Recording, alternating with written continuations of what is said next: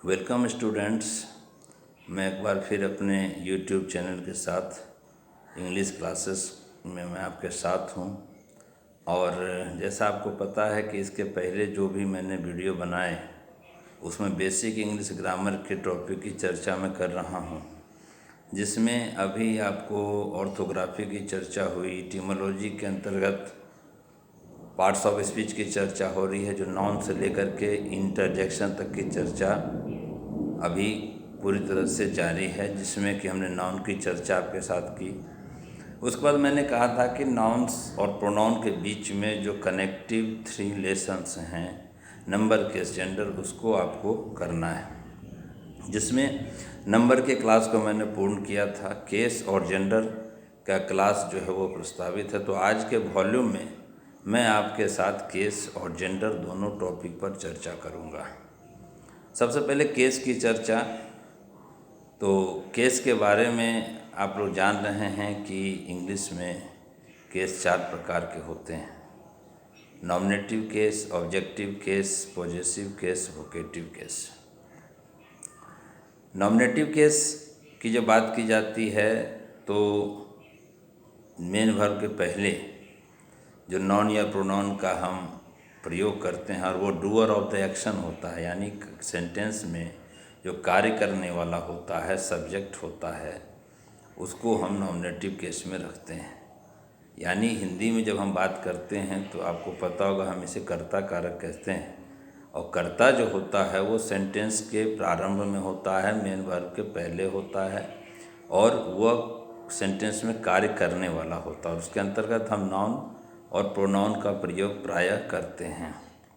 जैसे एक एग्जाम्पल की बात की जाए तो राम प्लेज ए गेम।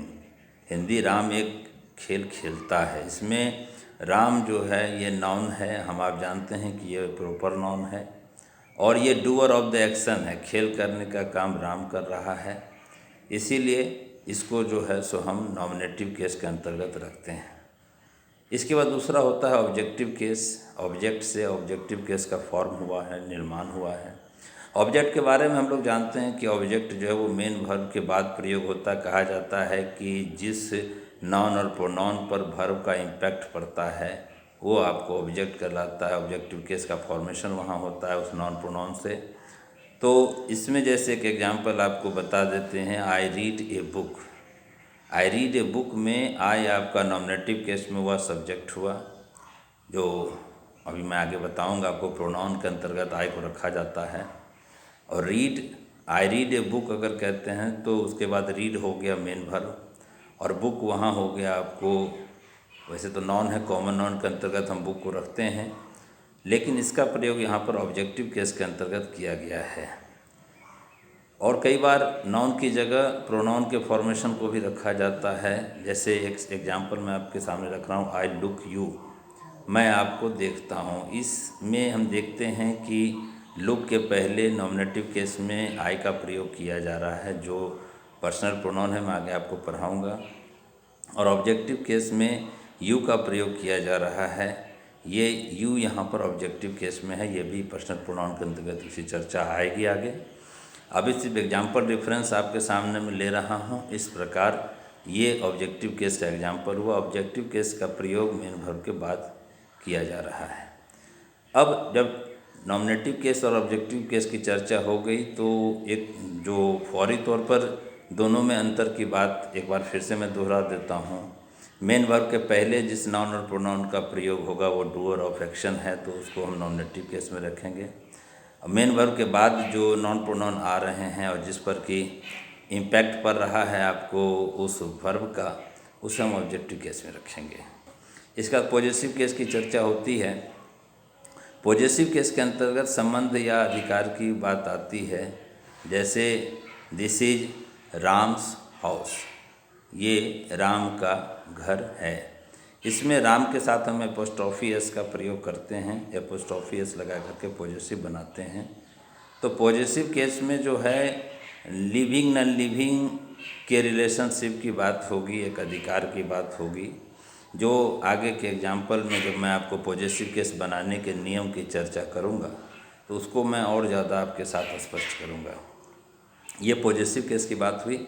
इसके बाद जो अंतिम केस है वो है आपको वोकेटिव केस। वोकेटिव केस में संबोधन यानी किसी को बुलाने का भाव स्पष्ट होता है, इसको हम वोकेटिव केस में रखते हैं।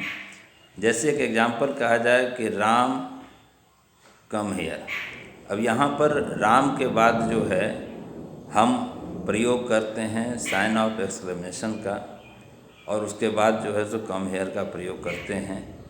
इससे ये स्पष्ट हो जाता है कि उस संबोधन का बोध हो रहा है। चूँकि राम अगर थर्ड पर्सन सिंगुलर में हम रखते हैं तो उसके साथ आपको पता है कि इंडेफिनिट फॉर्मेशन में, प्रेजेंट इंडेफिनिट फॉर्मेशन में हम वर्ब के साथ एस यस का प्रयोग करते हैं। लेकिन जब इस तरह के वाक्य को लिखते हैं कि राम उसके बाद विस्मयादि बोधक चिन्ह दे दिया और कम हेयर, तो वहाँ पर हम कम्स नहीं लगाते हैं थर्ड पर्सन सिंगुलर रहने पर भी, चूँकि राम और कम के बीच में हमने जो है सो विस्मयादि बोधक चिन्ह का प्रयोग किया। इसीलिए उस चिन्ह के पहले जो नॉन या प्रोनाउन है उसे हम जो है सो वोकेटिव केस में रखने का कार्य करते हैं। इस तरीके से आपको जो है मुख्य रूप से चारों केस की चर्चा पता चली। अब हम लोग ये जानेंगे कि पॉजिटिव केस बनाने के नियम क्या होते हैं।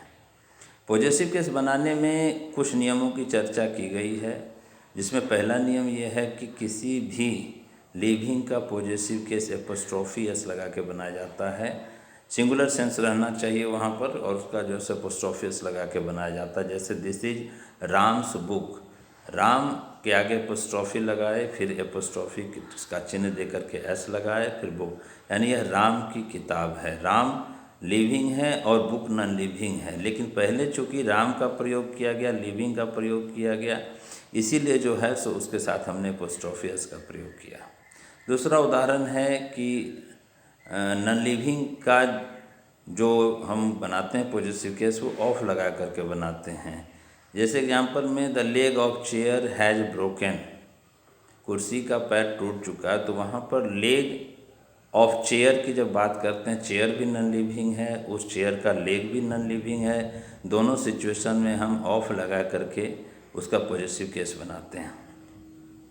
लिविंग के पॉजिटिव केस की जो चर्चा हमने की कि सिंगुलर नाउन है तो उसके अंत में एपोस्ट्रोफी एस लगा करके हम उसका पॉजिटिव बनाते हैं। लेकिन जब उसका प्लूरल फॉर्मेशन होगा, प्लूरल फॉर्मेशन में कई ऐसे वर्ड आते हैं जिनके अंत में एस पाए जाते हैं, जैसे बॉयज़, टॉयज़, तो इनका जब पॉजिटिव केस बनाना है तो जिसमें ऑलरेडी अंत में एस है तो उसके आगे सिर्फ हम एपोस्ट्रोफी का साइन लगा देते हैं और वो हमारा पॉजिटिव फॉर्मेशन हो जाता है।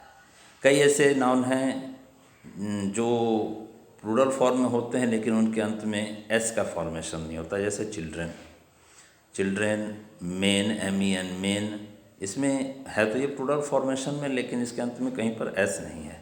तो इनका जब एपोस्ट्रोफी बनाना होगा तो उसके बाद वर्ड के बाद हम एपोस्ट्रोफी लगाएंगे, फिर एस लगाएंगे, तब इस प्लूरल फॉर्मेशन का हम पॉजिटिव केस बना पाते हैं। दीज आर मेंस हाउस, ये पुरुषों का घर है। दीज आर मेंस हॉस्टल, यह पुरुषों का छात्रावास है। इसमें हम देखते हैं कि मेन के बाद एपोस्ट्रोफी एस लगाते हैं और उसके हिसाब से हम उसको आगे क्रियान्वित करते हैं। ये पॉजिटिव केस बनाने के कुछ नियम, इसमें एक नियम और ये भी है कि जो हेवनली बॉडीज़ हैं या हैं तो वो नॉन लिविंग, वो एक्ट करते हैं लिविंग की तरह, तो उनका पॉजिटिव केस हम एपोस्ट्रोफी एस लगा के बनाते हैं। जैसे सन्स रेज, अब सन नॉन लिविंग है लेकिन उनका रेज हमारे लिए यूज़फुल है, उसका हमारे ऊपर इफ़ेक्ट होता है, तो वो नॉन लिविंग होते हुए भी एक लिविंग की तरह वर्क करते हैं। इसीलिए हम जो है सो उनके साथ एपोस्ट्रोफी एस का प्रयोग करते हैं। फिर दूरी बताने के लिए, प्रेम की अभिव्यक्ति के लिए, ऐसे से संबंधित शब्दों को व्यक्त करने के लिए हम एपोस्ट्रोफी एस का प्रयोग करते हैं। ये मुख्य नियमों की चर्चा आपको केस के संदर्भ में की गई। और इस वॉल्यूम में जो मुझे जेंडर की भी चर्चा करनी है, चूँकि केस और जेंडर दोनों की समाप्ति के बाद प्रोनाउन की मैं विस्तृत चर्चा आपके साथ कर सकूँगा। ये तीनों कनेक्टिव जो नंबर, केस, जेंडर, जो तीनों कनेक्टिव हमारे रिलेशन हैं, ये समाप्त हो जाएंगे तो प्रोनाउन का एक्सप्लेनेशन जब मैं आपके साथ करूँगा तो वो समझने में फिर आपको आसानी होगी। तो जेंडर की जब चर्चा करते हैं, जेंडर के बारे में आप जानते हैं हिंदी रूप इसका लिंग कहा जाता है।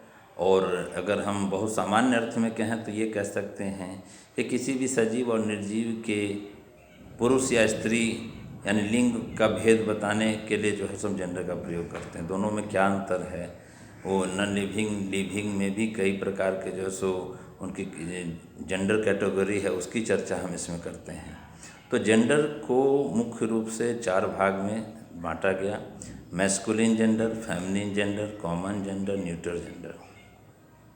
मैस्कुलिन जेंडर जिसको हम लोग हिंदी में पुल्लिंग कहते हैं, तो उसमें जाहिर सी बात है कि मेल यानी पुरुष की बात होगी। मेल जितने भी लिविंग हैं, पुरुष मनुष्य से लेकर के सारे जीव जंतु में उनमें जो मेल कैटेगरी है उसको हम लोग मैस्कुलिन जेंडर में रखेंगे। और इसका एग्जांपल जैसे मैन, फादर, हॉर्स, इस तरह से डॉग, इस तरह से हम एग्जांपल इसमें ले सकते हैं। इसके बाद फेमिनिन जेंडर की चर्चा आती है। फेमिनिन जेंडर में इसकी हिंदी जानते हैं आप, स्त्रीलिंग होती है, तो स्त्री जाति का बोध होगा। इसमें वोमेन, सिस्टर, काव, इस तरह के एग्जाम्पल हम ले सकते हैं। फिर कॉमन जेंडर की बात आती है। कॉमन जेंडर में हम मैस्कुलिन फेमिनिन यानी पुरुष और जाति, पुरुष और स्त्री दोनों में से ये स्पष्ट नहीं होता है कि ऐसे वर्ड इसमें एग्जाम्पल में आते हैं जो जिनमें दोनों का भाव निहित होता है, पुरुष का भी और स्त्री का भी, यानी मैस्कुलिन जेंडर और फेमिनिन जेंडर, जिसको हम कॉमन जेंडर में रखते हैं। जैसे एग्जांपल देखिए, डॉक्टर, टीचर, स्टूडेंट। अब डॉक्टर, टीचर, स्टूडेंट ये मेल भी होते हैं, फीमेल भी होते हैं। तो अगर हम डॉक्टर बोलते हैं उससे ये क्लियर नहीं होता कि डॉक्टर, जब उसके नाम की जब तक चर्चा नहीं होती तब तक हम ये नहीं जान पाते कि वो मेल है या फीमेल है। तो इसको नॉर्मली हम लोगों ने कॉमन जेंडर में रखा है। इसके बाद न्यूट्रल जेंडर की चर्चा आती है। छोटे छोटे जीव जंतु, पेड़ पौधे, निर्जीव पदार्थ की जब चर्चा आएगी तो उसको हम लोग न्यूट्रल जेंडर में रखते हैं। ये 4 प्रकार के जेंडर हुए। इसमें भी मैस्कुलिन जेंडर से फेमिनिन जेंडर बनाने के कुछ नियम हैं जिसकी चर्चा यहाँ अनिवार्य है। तो मैस्कुलिन जेंडर से फेमिनिन जेंडर प्रायः ESS जोड़ करके बनाया जाता है। मैस्कुलिन जेंडर के अंत में ESS जोड़ के हम लोग फेमिनिन बनाते हैं। जैसे पोएट, POET, पोएट मीन्स कवि होता है, उसमें ESS जोड़ देते हैं। पोएटेस तो कवित्री, LION लाइन, उसमें से उसमें ESS जोड़ करके लाइनें बनाते हैं। शेर से शेरनी बनाते हैं। तो एक नियम तो ये हो गया। दूसरा नियम हो गया आपको कि मैस्कुलिन जेंडर के अंत में कई बार जो लेटर है उसके पहले वॉवेल का प्रयोग रहता है। जैसे tiger, TIGR tiger, actor, ACTOR actor. तो इसमें लास्ट लेटर के पहले जो लेटर है, वॉवेल है, उसको हम हटा देते हैं और उसके बाद जो है सो हम उसमें ESS जोड़ते हैं। जैसे टाइगर है TIGR टाइगर, लेकिन जब हम इसका फेमिनिन बनाते हैं तो TIGRESS। एक्टर ACTOR, लेकिन जब फेमिनिन बनाते हैं तो ACTRESS। इस तरह से हम जो है सो इसके फेमिनिन फॉर्मेशन को बनाते हैं। तीसरा नियम है कि जब हम कंपाउंड नाउन की चर्चा करते हैं तो उसमें मेन नाउन का हम फेमिनिन बना देते हैं, मैस्कुलिन से फेमिनिन बना देते हैं, तो उसका जो है सो फेमिनिन फॉर्मेशन हो जाता है। जैसे फादर इन लॉ से मदर इन लॉ, वहाँ फादर मैस्कुलिन जेंडर में है लेकिन हम उनका फेमिनिन फॉर्मेशन मदर कर देते हैं और उसी से उसका जो है सो फेमिनिन फॉर्मेशन हो जाता है। इस तरीके से ये 2-3 नियम मैस्कुलिन जेंडर से फेमिनिन जेंडर के हैं। तो मैंने आपके साथ इस वॉल्यूम में जो है सो केस और जेंडर की चर्चा की, और इसके पहले के जो मेरे वॉल्यूम हैं उसमें बेसिक इंग्लिश ग्रामर को शुरुआत करके मैंने ऑर्थोग्राफी बताया, फिर इटिमोलॉजी का डिफिनेशन, उसके बाद आपको पार्ट्स ऑफ स्पीच की शुरुआत करके नाउन को ख़त्म किया। और नाउन और प्रोनाउन के बीच के ये कनेक्टिव तीनों ऐप हैं, नंबर, केस, जेंडर, इसको भी मैंने समाप्त किया। अब अगली क्लासेस जो हमारी आपके साथ चलती रहेंगी उसमें जो अगला क्लास होगा उसमें हम प्रोनाउन के डेफिनेशन से टाइप्स सारी चीज़ों की डिटेल में चर्चा करेंगे। और तब तक के लिए जो है मैं अब इस जो मॉडल है हमारा, जो वॉल्यूम है, उसको मैं विराम देता हूँ। नमस्कार।